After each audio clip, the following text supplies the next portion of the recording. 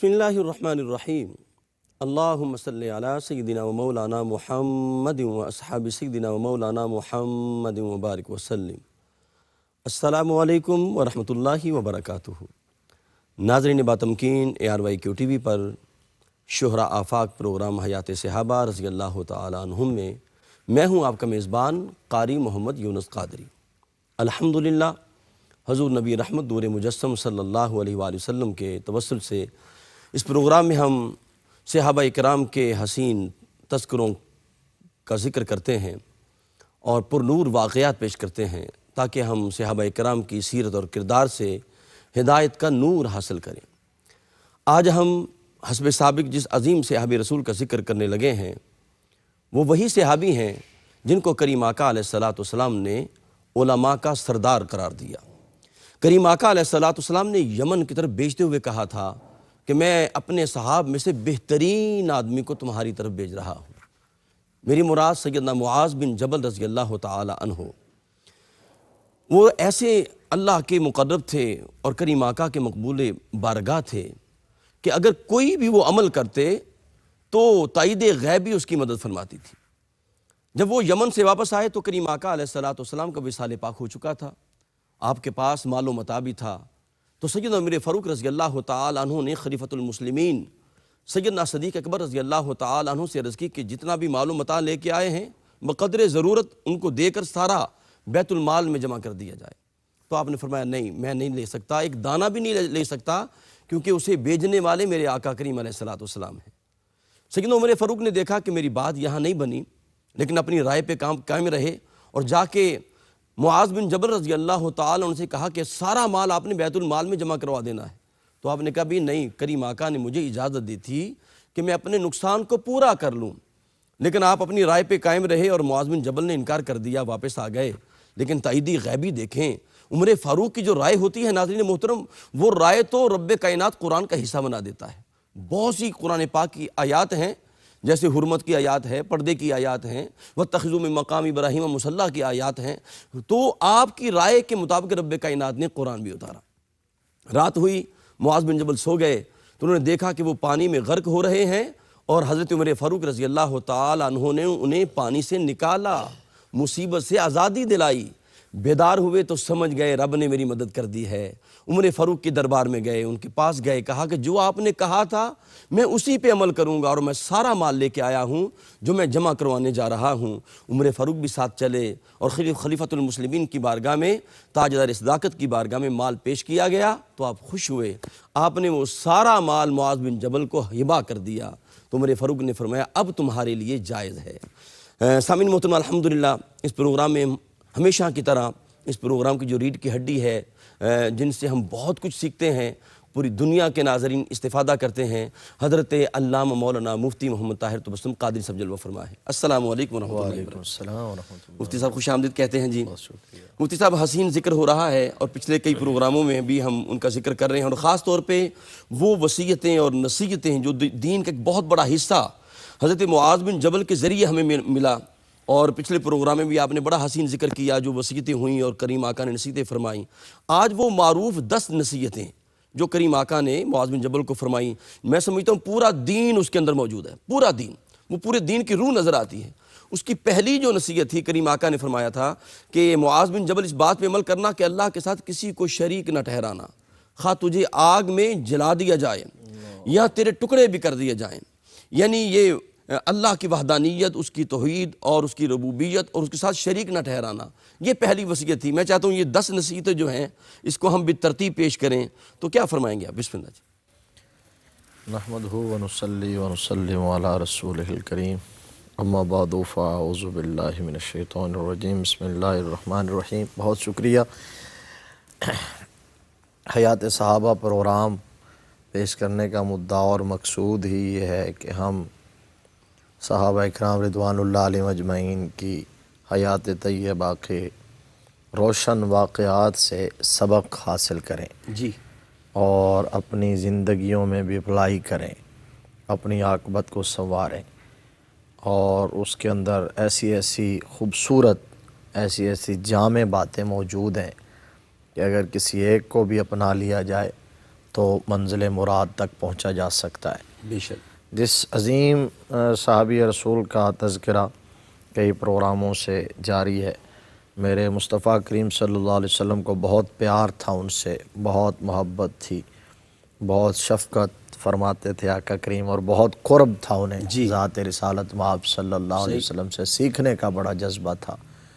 حضرت معاذ بن جبل انصاری رضی اللہ تعالی عنہ آقا کریم صلی اللہ علیہ وسلم سے سوال کرتے تھے، حضور انہیں قریب رکھا کرتے تھے، اللہ اکبر۔ خود ارشاد فرمایا کرتے تھے، اور اگر سرکار کبھی بات نہ کہتے تو وہ پوچھ لیا کرتے تھے صحیح۔ میرے آقا پھر جواباً۔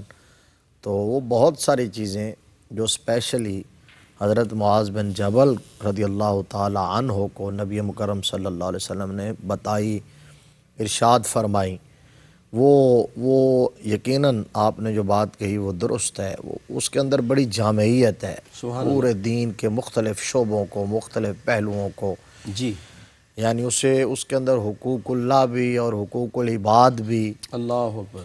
یہ دو بڑی میجر جو پارٹس ہیں دین کے، ان کو سمو دیا گیا۔ یہ جو 10 وصیتیں تھیں، اس کے اندر جو پہلی وصیت آقا کریم صلی اللہ علیہ وسلم نے حضرت معاذ بن جبل رضی اللہ تعالی عنہ کو فرمائی، وہ شرک سے بچنے کی اللہ اکبر۔ اور شرک سے دور رہنے کی تلقین فرمائی، اور اس کے لیے یہ کتنی بڑی بات آپ نے فرمائی ہے کہ بے شک تمہیں جلا دیا جائے اللہ یا تمہارے جسم کے ٹکڑے کر دیے جائیں۔ اللہ اس سے آپ اندازہ لگا سکتے ہیں کہ شرک کتنا بڑا جرم ہے، شرک کتنا بڑا ظلم ہے، شرک کتنا بڑا گناہ ہے، شرک کتنی بڑی لعنت ہے۔ حضرت لقمان نے جو اپنے بیٹے کو نصیحتیں کی، وصیتیں کی، قرآن پاک نے ان کو بیان کیا، جی اور اس کے اندر آغاز ہی یہاں سے ہے، اذ قال لقمان لابنہ یا بنی، اذ قال لقمان لابنہ وہو یعظہ یا بنی لا تشرک باللہ ان الشرک لظلم عظیم۔ لا ریب۔ شرک سے بڑا ظلم کوئی نہیں ہے۔ قرآن پاک میں اللہ تبارک و تعالیٰ نے فرمایا، ان اللہ لا یغفر ان یشرک بہ ویغفر ما دون ذلک لمن یشاء۔ فرمایا جو بھی جرم اور جو بھی گناہ، جہاں بھی معصیت، جہاں بھی نافرمانی ہو جائے گی، اللہ تبارک و تعالیٰ چاہے گا تو اپنے فضل و کرم سے اسے معاف فرما دے گا، لیکن فرمایا ایک جرم ایسا ہے جس کو اللہ کبھی نہیں بخشے گا، کبھی معاف نہیں فرمائے گا، اور وہ شرک ہے۔ صحیح۔ وہ شرک ہے۔ اب ایک بات خاص طور پر ہمارے ناظرین کے لیے، پچھلے جو پروگرام تھے جو ہم نے اس میں جو مختلف جگہ پر وصیتیں تھیں ان کو بیان کیا، اور اس کا فیڈ بیک بھی بہت بڑی خوبصورت باتیں تھی۔ افضل عمل کیا ہے؟ افضل عمل اور الحب للہ والبغض للہ والا پروگرام دیکھ کے اتنے فون آئے، لوگوں نے اتنا تذکرہ کیا، تو انہوں نے کہا کہ یہ وگرنہ تو ہم صحابہ اکرام کے جہاں واقعات ذکر کرتے ہیں اس کا بھی مدعا یہ ہوتا ہے کہ آپ اس سے سبق حاصل کریں، نتیجہ خود اخذ کریں، جی لیکن یہ تو باقاعدہ وہ چیزیں ہیں جو رحمت عالم صلی اللہ علیہ وسلم نے عمل کے لیے ہی ذکر کی ہیں، اللہ اکبر، عمل کے لیے ہی ذکر کی۔ اچھا، اب شرک کے حوالے سے سمجھنا یہ ہے جس بات کی ضرورت ہے کہ شرک ہوتا کیا ہے۔ جی تو میں سمجھتا ہوں بہت بڑی اس کے اندر مباحث ہیں اور طوالت ہے، لیکن جو جامع بات ہے جو مجھے بڑی پسند ہے وہ امام قرطبی نے الجامع لاحکام القرآن کے اندر بڑا اس کو کیٹیگرائز کیا ہے اور سمجھا دی بات۔ جی مفتی صاحب، امام قرطبی نے کہا کہ شرک کے 3 درجے ہیں۔ فرمایا ایک ہے شرک فی الذات، ایک ہے شرک فی الافعال، اور ایک ہے شرک فی العبادہ۔ اللہ اکبر، اللہ اکبر۔ شرک فی الذات یہ ہے کہ غیر اللہ کو، اللہ کے سوا کسی کو اللہ کے ساتھ الوہیت میں شریک مانا جائے، صحیح، کسی کو بھی غیر اللہ کو معبود الہ مانا جائے، الہ مانا جائے، الوہیت میں شریک، جس طرح کے مشرکین مکہ کیا کرتے تھے زمانہ قبل علیہ السلام میں۔ جی وہ مختلف انہوں نے اپنے معبود اور خدا اور الہ بنائے ہوئے تھے ان کی۔ اور دوسرا یہ کہا کہ شرک فی الافعال، یا شرک فی الاعمال وہی ہے کہ یہ جو افعال سرزد ہوتے ہیں، کچھ کام ہوتے ہیں، ان کے اندر کسی کو مستقل بذات مانتے ہوئے اسے فاعل حقیقی مانا جائے. یہ کہا جائے کہ اللہ کے عطا کے سوا، جی اللہ کی عطا کے سوا کوئی بندہ کسی کو بیٹا دے سکتا ہے، اللہ تبارک و تعالیٰ کی توفیق کے سوا جی کوئی اس کی عطا کے سوا کوئی غیب کا علم رکھتا ہے. تو یہ جو ہے اعمال اور افعال کے اندر شرک. اب یہ اگر یہ کہے کہ اللہ کی ذات کے سوا بندہ مستقل ہے ان معاملات کے اندر، کسی کو فاعل حقیقی سمجھ کے اس کے پاس چلے جانا کہ میرا کام یہ بندہ کر رہا ہے، جی اس کے اندر یہ تصور نہ ہو کہ یہ اللہ کی عطا سے کر رہا ہے. صحیح. اگر یہ تصور نہ ہو تو یہ بھی شرک ہے. اور اگر یہ تصور ہو کہ اللہ کے بندے جو کچھ دے رہے ہیں وہ اللہ کی عطا سے دے رہے ہیں عطا سے، صحیح. تو اس کے اندر شرک کا شائبہ ختم ہو جاتا ہے. دو باتیں. اور تیسری بات ہے عبادت میں شرک. یہ بہت خطرناک چیز ہے. یعنی عبادت میں شرک کیا؟ ریاکاری اور دکھلاوا. کیونکہ عبادت کا کنسپٹ یہ ہے، اس کے اندر روح یہ ہے، اس کا فلسفہ یہ ہے کہ وہ صرف اللہ ہی کے لیے کی جائے، نیت میں، شعور کے اندر، لا شعور میں، وہم و گمان کے اندر، حاشیہ خیال میں کسی اور کا تصور تک موجود نہ ہو. اللہ اکبر، اللہ اکبر. تو اگر آپ یہ کہہ رہے ہوں کہ کوئی وہ مجھے دیکھ رہا ہے میں اس کو دکھا کے عبادت لمبی کر دوں، تو اس کا مطلب یہ ہے کہ یہ جو ریاکاری اور دکھلاوا ہے یہ عبادت کے اندر شرک ہے. یہ امام قرطبی نے نقل کیا.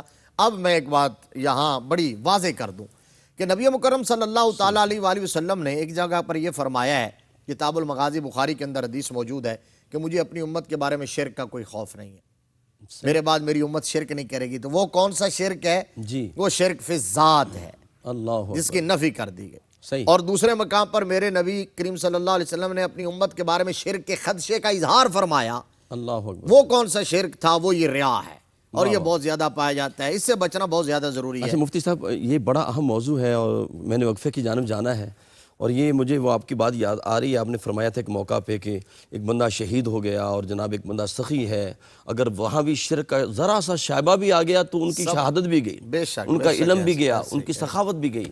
سامعین محترم، یہ بڑا اہم موضوع ہے شرک کے حوالے سے. شرک فی الذات کیا ہے، شرک فی الافعال کیا ہے؟ ہمارے ساتھ رہیے، اس موضوع پہ بات کریں گے اپنے قلب و روح کو ذکر مصطفیٰ. السلام علیکم ورحمۃ اللہ وبرکاتہ. ناظرین باتمکین، ARYQ TV پر آپ حیات صحابہ رضی اللہ تعالیٰ عنہم کے بابرکت پروگرام میں شامل ہیں اور بڑی اہم گفتگو ہو رہی ہے. مفتی صاحب، بہت خوبصورت باتیں ہیں، اور خاص طور پہ جب آپ نے عبادت کی بات کی ہے. ویسے جو دوسری وصیت ہے وہ والدین کے حوالے سے، جو تیسری ہے وہ ہے کہ فرض نماز جان بوجھ کے نہ چھوڑنا. تو میں چاہتا ہوں اس کو جوڑ لیا جائے، تو تاکہ پہلے میں نماز کی طرف آؤں. اور نماز کے بھی آپ نے بات کی تو میرے ذہن میں ایک بات آ رہی تھی کہ سیدہ عائشہ، سیدہ طیبہ طاہرہ فاطمہ الزہرا سلام اللہ علیہا بہت علیل تھیں، بہت زیادہ علیل تھیں، جسم کانپ رہا تھا، یعنی اتنی زیادہ بیمار تھیں. تو حضرت علی شیر خدا نے آپ کو کہا آپ لیٹ جائیں. جب وہ لیٹ گئیں تو حضرت علی جب تہجد کے لیے بیدار ہوئے تو دیکھا سیدہ فاطمہ الزہرا سلام اللہ علیہا رات، ٹھنڈی راتیں ہیں، ٹھنڈے پانی سے وضو کیا، وضو کر کے نماز ادا کی. نماز ادا کرنے کے بعد وہ چکی پیس رہی ہیں، چکی چلا رہی ہیں. تو آپ نے کہا کہ آپ کو اتنا بخار اور پھر بھی آپ عبادت کر رہی ہیں، ٹھنڈے پانی سے وضو کیا. فرمایا بات یہ ہے کہ جو عبادت ہے وہ تو رب کی رضا کے لیے، اور جو یہ چکی چلانا ہے یہ میں آپ کی اطاعت کر رہی ہوں آپ کے بچوں کے لیے. یعنی یہ جو عبادت ہے یہ ہمارے اندر مفقود ہو گئی ہے. اسی لیے تو پھر ان کے شان میں والذین یبیتون لربہم سجدا وقیاما بے شک نازل ہوتا ہے کہ ایک سجدہ کرتی ہیں، سجدے میں سر رکھتی ہیں، صحیح، تو رات ختم ہو جاتی ہے اور سجدہ ختم نہیں ہوتا. جی. اب نماز کے حوالے سے جو وصیت کی نبی مکرم صلی اللہ علیہ وسلم نے حضرت معاذ بن جبل رضی اللہ تعالی عنہ کو، جی یہ ہے کہ کبھی بھی فرض نماز نہ چھوڑنا، نہ چھوڑنا. جو نہیں تو اللہ رسول کی ذمہ داری ختم ہو جائے گی اگر یہ چھوڑ دی. بات یہ سمجھنے کی ہے کہ اگر نماز تم ادا کرتے رہو گے، صحیح، یہ فریضہ ادا کرتے رہو گے، تو تم اللہ اور اس کے رسول کی امان میں، ہاں ہاں ہاں، ان کے ذمہ میں، صحیح، ذمہ داری میں رہو گے. لیکن اگر تم یہ ترک کر دو گے تو اللہ رسول کے ذمہ سے نکل جاؤ گے، پھر تم خود اپنے ذمہ دار ہو، پھر جہاں مار دیے جاؤ. صحیح. پھر تمہیں رزق ملے نہ ملے، اگر تم اللہ رسول کی اطاعت کرو گے، نماز پڑھو گے تو ذمہ اللہ رسول کا ہوگا۔ اب اس کے اندر نماز کی اہمیت کے حوالے سے جو بات آپ نے کر دی ہے، اس سے بڑی بات نہیں ہے کہ کسی حالت میں اس کی معافی نہیں ہے۔ اللہ اکبر۔ فرض نماز کی کسی حالت میں معافی نہیں ہے، یہ تو اللہ رسول کی طرف سے فریضہ، اور قرآن پاک میں اتنی اہمیت بیان کی گئی، اتنی اہمیت بیان کی گئی کہ ایک جگہ یہ کہا گیا کہ نماز ادا کرو اور مشرکین میں سے نہ ہو جاؤ۔ اللہ اکبر، اللہ اکبر۔ نماز ادا کرو اور مشرکین میں سے نہ ہو جاؤ، تو اس کا مطلب کیا ہے جی کہ اگر کوئی بندہ نماز نہیں پڑھتا تو اس کا مطلب یہ ہے وہ مشرکین والا عمل کر رہا۔ جی اب جی اس سے وہ حدیث شریف بھی سمجھ آ گئی، نبی مکرم صلی اللہ علیہ وسلم نے فرمایا کہ بندے اور کفر کے درمیان فرق نماز کا ہے۔ نماز ہے، بے شک بے شک۔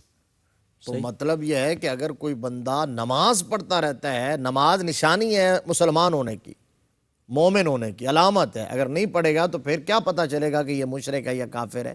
صحیح۔ نماز دین کا ستون ہے، اللہ اکبر۔ ستون ہے، پلر ہے۔ اب ارکان اسلام میں سے ایک رکن نماز ہے، تو اگر کوئی بندہ نماز نہیں پڑھتا تو اس کا مطلب اس نے اسلام کی اور دین کی عمارت کا ایک پلر نکال دیا ہے، اللہ اکبر۔ ایک ستون گرا دیا ہے۔ جب ایک ستون گرا دیا ہے تو اس کا دین مضبوط تو نہ رہا، اسلام تو مضبوط نہ رہا۔ جی اور نبی مکرم صلی اللہ علیہ وسلم نے فرمایا، میرے آقا نے ارشاد فرمایا کہ روز محشر اعمال میں سے سب سے پہلے نماز کے بارے میں سوال ہوگا۔ جس کی نماز درست ہوگی واہ واہ واہ۔ اس کے باقی عمل بھی ٹھیک ہو جائیں گے، جس کی نماز درست نہ ہوئی اس کے باقی اعمال بھی اسی طرح۔ اللہ اکبر۔ ناظرین محترم، نماز کے حوالے سے ابھی گفتگو جاری ہے، اور میرے کریم آقا علیہ السلام نے فرمایا الصلاۃ عماد الدین، جس طرح مفتی صاحب نے فرمایا کہ وہ نماز کا پلر ہے، ستون ہے، یعنی دین کی عمارت جو ہے وہ ستون پہ، نماز کے ستون پہ کھڑی ہے۔ اگر نماز کو ترک کر دیا جائے تو سارا دین دھڑام سے نیچے آ گرتا ہے۔ تو ہمیں چاہیے ہم نماز کے پابند ہو جائیں، اور اللہ کی بارگاہ میں قرب حاصل کرنے کا بہترین جو ذریعہ ہے وہ اللہ کی بارگاہ میں سجدہ کرنا ہے۔ اپنے قلب و روح کو ذکر مصطفیٰ سے معطر رکھیں۔ ملاقات کرتے ہیں ایک وقفے کے بعد۔ السلام علیکم ورحمۃ اللہ وبرکاتہ۔ ناظرین محترم، حیات صحابہ رضی اللہ تعالی عنہم کے بابرکت پروگرام میں آپ شامل ہیں، اور ہمارے ساتھ جلوہ فرما ہیں حضرت علامہ مولانا مفتی محمد طاہر توسم قادری صاحب۔ نماز کی اہمیت کے حوالے سے بات ہو رہی ہے۔ جب حی علی الصلاۃ، حی علی الفلاح کی یہ کلمات میرے کریم آقا علیہ السلام کے کان میں پڑتے، قربان جاؤں، سبحان اللہ۔ ادھر اذان ہوئی اور کریم آقا علیہ السلام نماز کی تیاری کے لیے کھڑے ہوئے۔ ام المومنین سیدہ عائشہ صدیقہ رضی اللہ تعالی عنہ بارگاہ مصطفیٰ میں آئیں، تو کریم آقا علیہ السلام نے انہیں پہچاننے سے انکار کر دیا۔ یا رسول اللہ، میں عائشہ آپ کی بیوی۔ فرمایا کون عائشہ؟ یا رسول اللہ، ابو بکر کی بیٹی۔ فرمایا کون من ابو بکر، کون ابو بکر؟ یا رسول اللہ، ابو بکر جو آپ کا غار کا ساتھی ہے، جلوت خلوت کا ساتھی ہے۔ فرمایا کون ابو بکر؟ عرض کی یا رسول اللہ، ابو قحافہ کا بیٹا۔ فرمایا من ابو قحافہ، کون ابو قحافہ؟ سیدہ عائشہ صدیقہ پریشان ہو گئیں، عجیب ماجرا ہے۔ کریم آقا نماز ادا کرنے کے بعد واپس حجرہ میں تشریف لاتے ہیں، تو کریم آقا کی بارگاہ میں سیدہ پاک آتی ہیں ام المومنین، یا رسول اللہ، آپ نے مجھے پہچاننے سے انکار کر دیا، ابو بکر کو نہیں پہچانا، ابو قحافہ کو نہیں پہچانا رضی اللہ تعالیٰ عنہما۔ تو کریم آقا نے فرمایا جب اذان ہوتی ہے، بلاوائے خداوندی آتا ہے، تو صرف رب کی پہچان رہتی ہے، باقی ساری پہچانیں ختم ہو جاتی۔ ناظرین محترم، نماز اتنی اہم چیز ہے، قرآن میں جا بجا اس کا حکم ہے۔ کہیں فرمایا اقیموا الصلاۃ وآتوا الزکاۃ، کہیں فرمایا اقیم الصلاۃ طرفی النہار، کہیں فرمایا اقیم الصلاۃ لذکری، کہیں فرمایا حافظوا علی الصلوات والصلاۃ الوسطیٰ وقوموا للہ قانتین، کہیں فرمایا اقیموا الصلاۃ ان الصلاۃ کانت علی المؤمنین کتابا موقوتا۔ یعنی 700 مرتبہ کئی طریقوں سے رب کائنات نے نماز کی اہمیت کا حکم دیا۔ مفتی صاحب، یہ بڑی اہم بات ہے، فرمایا کہ نماز نہ ترک کرنا، اگر نماز ترک کر دی تو اللہ رسول کا ذمہ ہی ختم ہو گیا۔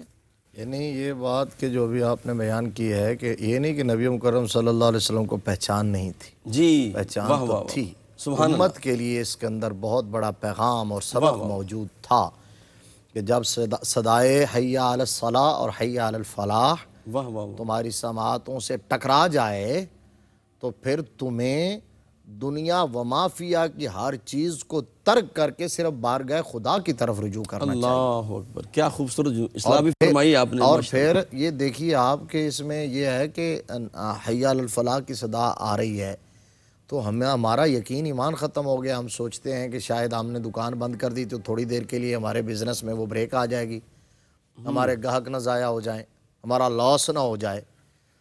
اللہ تبارک و تعالی فرماتا ہے قد افلح المؤمنون الذین هم فی صلاتهم خاشعون۔ اللہ اکبر، سبحان اللہ۔ تمہاری فوز و فلاح، تمہاری تمام تر کامیابی، تمہارا عروج، تمہارا کمال، تمہارے رزق کی فراوانی وہ اللہ کی بارگاہ میں جبین نیاز خم کر دینے کے ساتھ وابستہ کر دی گئی ہے۔ اللہ اس اکبر، کے اندر لاس نہیں ہے، اس کے اندر پروفٹ ہی پروفٹ ہے۔ اس طرف تم لوٹ کے تو دیکھو، رجوع کر کے تو دیکھو۔ یہ تو مادی فوائد کے حوالے سے بھی ہم نے دیکھا ہے، کوئی یقین کامل رکھ کے آئے تو صحیح، وہ نماز کا شٹر ڈاؤن کر کے دیکھے۔ اچھا جہاں جبری بھی ہوتا ہے، مثلا سعودیہ ہے، کسی دور میں ایک زمانے میں یہاں بھی رہا ضیاء الحق کے دور کے اندر کہ نماز کے ٹائم شٹر ڈاؤن ہو جاتا تھا، سارے نمازوں میں آ جاتے تھے۔ اب آپ ذرا اس کو بھی سروے کر کے دیکھ لیں کہ سعودی عرب میں شٹر ڈاؤن ہو جاتا ہے، سارے مسجدوں کی طرف آ جاتے ہیں، کیسے انہوں نے مصلے اپنی بغلوں کے اندر لیے ہوتے ہیں اور وضو کر کے تیار بیٹھے ہوتے ہیں۔ تو کیا ہم سے وہ رزق اور روزی کے حوالے سے پیچھے ہیں؟ یقین کامل رکھ کے تو دیکھیں۔ اور پھر جو یہ روحانی حوالے سے، یہ تو مادیت کی بات کے، روحانی حوالے سے نماز کے اندر جو غلطیاں کوتاہیاں جو گناہ ہو جاتے ہیں، نبی مکرم صلی اللہ علیہ وسلم کی بارگاہ میں ایک صحابی، انہوں نے حضور کے پیچھے نماز پڑھی اور نماز کے بعد سرکار مدینہ صلی اللہ علیہ وسلم سے مصافحہ کیا اور اپنی عرض پیش کی کہ میرے آقا مجھے پاک فرما دیجئے۔ فرمایا کیا ہوا؟ تو عرض کیا جی مجھ سے یہ گناہ ہوا ہے، مجھ سے یہ غلطی ہوئی ہے۔ ایک تو صحابہ کرام کا جذبہ آپ دیکھ لیں کہ وہ غلطی ہو جاتی تھی تو فوراً جاؤ کا اللہ حضور کی بارگاہ میں آ جاتے تھے۔ یہ نہیں کہ اس کو، وہ کہتے تھے کہ یہاں کی سزا، یہی قصہ جو ہے وہ زمین پر پاک ہو جائے، آگے کوئی ہم بوجھ لے کے نہ جائیں۔ بتقاضا بشریت غلطی تو سرزد ہو جاتی ہے، لیکن وہ کہتے تھے کہ آگے کا جواب دینا بہت مشکل ہے۔ اور اسی کہنے ہیں کہ اتھے دبا کے رکھو، اتھے ویکھ لواں گے، یہ جہاں مٹھا اگلا کسی نے کہاں دیکھ لواں گے جدو ہوئے گا حساب۔ یہ مسلمان کی فکر نہیں ہے، یہ بود و باش، یہ طرز عمل نہیں ہے۔ صحیح۔ اب حضور صلی اللہ علیہ وسلم کی بارگاہ میں عرض کیا آقا مجھ سے غلطی ہوگی، تو میرے مصطفیٰ نے فرمایا ابھی تم نے ہمارے پیچھے نماز نہیں پڑھی، اللہ اکبر، ابھی تم نے نماز پڑھی ہے، تو نماز پڑھی ہے تو گناہ معاف ہو گئے۔ ان الحسنات یذہبن السیئات، بے شک بے شک، یذہبن السیئات۔ ایک حدیث شریف بڑی مشہور، ہمارے ناظرین جانتے ہیں، نبی مکرم صلی اللہ علیہ وسلم نے صحابہ سے پوچھا کہ صحابہ یہ بتاؤ اگر کسی شخص کے گھر کے باہر ایک نہر گزرتی ہو، ہاں ہاں ہاں، واہ واہ واہ واہ، وہ 5 ٹائم اس کے اندر غسل کرے، صحیح، تو کیا اس کے بدن پر میل کچیل رہ سکتی ہے؟ کوئی نام و نشان بھی اس کا باقی رہ سکتا ہے؟ عرض کیا جی ممکن ہی نہیں ہے، 5 ٹائم وہ صفائی کرے، طہارت نظافت حاصل کرے تو کیسے میل رہ سکتی ہے؟ تو میرے مصطفیٰ کریم صلی اللہ علیہ وسلم نے فرمایا کہ یہ جو نماز کی شیریں نہر بہہ رہی ہے، جو 5 ٹائم رب کے حضور حاضری دیتا ہے، اس کے روحانی جسم پر گناہوں کی میل کچیل کس طرح باقی رہ سکتا ہے؟ بلکہ مفتی صاحب وہ کریم آقا علیہ السلام نے ایک موقع پہ خزاں کا موسم تھا تو ایک ٹہنی کو پکڑا، تو کریم آقا نے اسے ایسے جھاڑا تو سارے پتے نیچے گر گئے۔ تو فرمایا جب بندہ اللہ کی بارگاہ میں جھکتا ہے تو وہ اس طرح گناہوں سے پاک ہو جاتا ہے جیسے یہ جھاڑی جو ہے، یہ ٹہنی جو ہے پتوں سے پاک ہو۔ اچھا مفتی صاحب ایک بڑی اہم بات یہ میں نے دیکھی ہے کہ کریم آقا علیہ السلام کہ آپ کی وصال پاک پہ بھی اور امام احمد بن حنبل نے بیان کیا کہ ہر نبی رسول جب دنیا سے گیا تو اس کے لبوں پہ جو وصیت تھی الصلاۃ الصلاۃ الصلاۃ۔ نبی مکرم صلی اللہ علیہ وسلم نے صحابہ کرام کو بار بار فرمایا، جب کسی نے آ کے جو ہے وہ شفاعت کا مطالبہ کیا، جنت کی درخواست کی، اور حضرت سیدہ کائنات کو بھی کیا فرماتے تھے میرے آقا کہ تم نماز کے ساتھ میری مدد کرتے رہو، آگے کی ضمانت میں دے دیتا ہوں۔ اللہ اکبر، سبحان اللہ، نماز کے ساتھ تو ہمیں اس بات کی طرف توجہ دینا ہوگی، یہ فریضہ ہے، اس کے اندر کسی قسم کا کوئی ڈسکاؤنٹ، کنسیشن، چھٹکارا نہیں ہے۔ نبی مکرم میں ایک بات عرض کرتا ہوں، نبی مکرم صلی اللہ علیہ وسلم نے تو یہاں تک اتنا جلال بھی فرمایا، جس طرح بھی میں نے قرآن کی دو، ایک حدیث شریف اور ایک قرآن کی آیت کے حوالے سے کہا کہ نماز نہ پڑھنے کو گویا مشرکین اور کافرین کے ساتھ تشبیہ دی گئی ہے۔ ایسی تو اب نبی مکرم صلی اللہ علیہ وسلم نے ایک دفعہ یہ فرمایا رحمت للعالمین ہونے کے باوجود، یاد رہے کہ آقا رحمت عالم ہے، بے شک، میرے مصطفیٰ کریم صلی اللہ علیہ وسلم نے آج تک کسی کو بد دعا نہیں دی، جی جی، کہنے کافروں کو بھی بد دعا نہیں دی، لیکن میرے آقا فرماتے ہیں میرا دل چاہتا ہے کہ میں مصلی امامت پہ کھڑا کروں کسی اللہ کو اکبر، مسجد نبوی شریف کے اندر، اور پھر میں نکل جاؤں مدینہ کے گھروں کے اندر، اور جو لوگ اذان ہونے کے باوجود، جماعت قائم ہونے کے باوجود اپنے گھر میں بیٹھے ہو نماز کے لیے نہ آئے ہو، میں ان کے گھروں کو جلا کے رکھ دوں۔